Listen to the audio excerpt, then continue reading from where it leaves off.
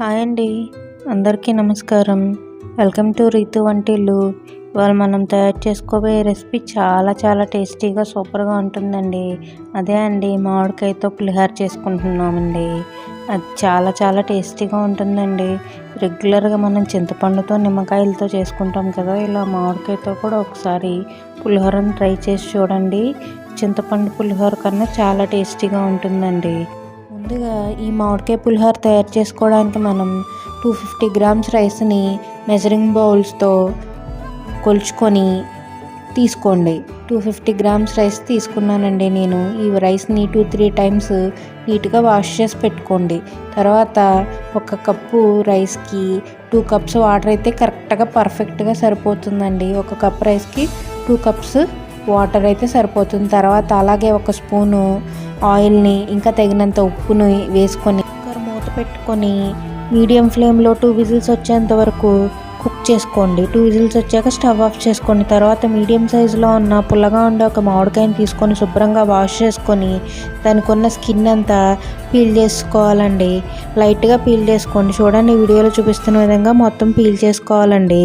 మొత్తం స్కిన్ అంతా తీసేసుకున్న తర్వాత ఈ మామిడికాయని సన్నగా తురుముకోవాలండి.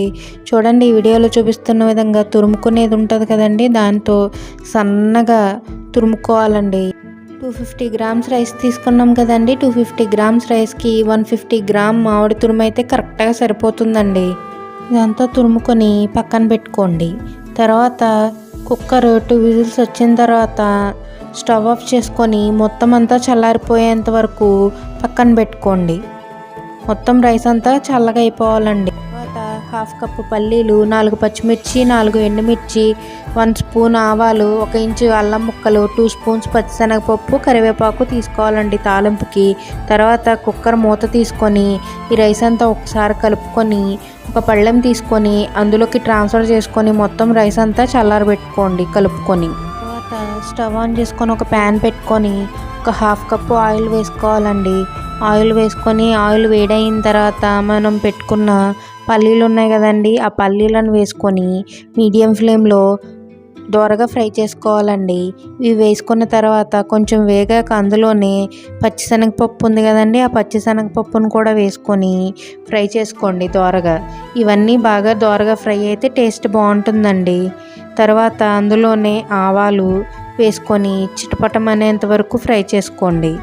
దోరగా ఫ్రై అయిన తర్వాత అందులోనే మనం చిన్నగా ముక్కల్లా కట్ చేసి పెట్టుకున్న ఎండుమిరపకాయలను కూడా వేసుకొని మంచిగా ఫ్రై చేసుకోండి. తర్వాత అందులోనే కరివేపాకును కూడా వేసుకొని బాగా వేపుకోండి. వీడియో కనుక మీకు నచ్చినట్లయితే నా ఛానల్ సబ్స్క్రైబ్ చేసుకోండి. అలాగే ఈ వీడియోని లైక్ చేయడం, షేర్ చేయడం మర్చిపోకండి. ఇవన్నీ ఎంతగా బాగా ఫ్రై అయితే అంత టేస్ట్ అండి. తర్వాత చిన్న ముక్కలుగా కట్ చేసి పెట్టుకున్న అల్లం ముక్కలు ఉన్నాయి కదండి, వాటిని వేసుకోండి. తర్వాత పచ్చిమిర్చి కూడా వేసుకొని ఫ్రై చేసుకోండి. అల్లం ముక్కలు వేయడం వల్ల చాలా టేస్టీగా ఉంటుందండి ఈ రెసిపీ. వీటిని మీడియం ఫ్లేమ్లో 2-3 మినిట్స్ ఫ్రై చేసుకోండి. ఇవన్నీ బాగా ఫ్రై అయిన తర్వాత మనం తురిమి పెట్టుకున్న మామిడికాయ తురుము ఉంది కదండి, అది 150 గ్రామ్స్ వేసుకోవాలండి.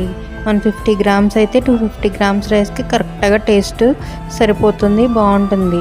ఇది వేసుకున్న తర్వాత 1/2 స్పూను పసుపు, తగినంత సాల్ట్ వేసుకొని ఈ మామిడికాయ తురుమంతా సాఫ్ట్గా అయ్యేంత వరకు కుక్ చేసుకోండి.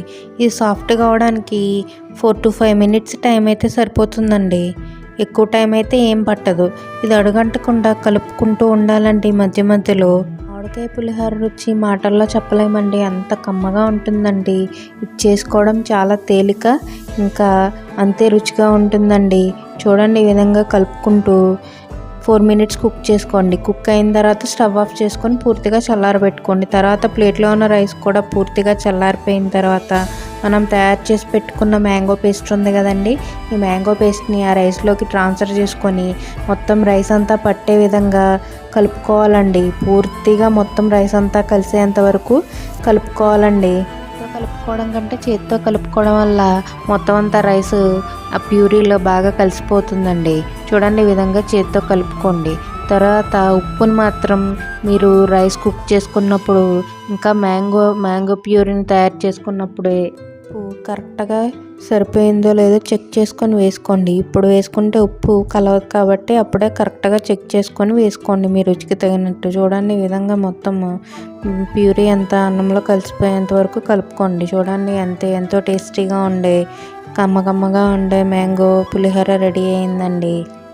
కొంచెం కొత్తిమీరను తురుములా కట్ చేసుకొని వేసుకొని దాన్ని కూడా మొత్తం కలిసేంత వరకు కలుపుకోండి. కొత్తిమీర వేయడం వల్ల టేస్ట్ ఇంకా ఇంక్రీజ్ అవుతుందండి. అంతే, ఎంతో టేస్టీగా ఉండే కమ్మగా ఉండే మ్యాంగో పులిహోర రెడీ అండి. పుల్లగా కమ్మగా ఉండే మ్యాంగో పులిహోరను మీ ఇంటిల్లపాది తయారు చేసుకొని రుచి చూసేయండి. ఈ వీడియో మీకు నచ్చినట్లయితే నా ఛానల్ని సబ్స్క్రైబ్ చేసుకోండి. అలాగే ఈ వీడియోని లైక్ చేయడం, షేర్ చేయడం మర్చిపోకండి. Thanks for watching.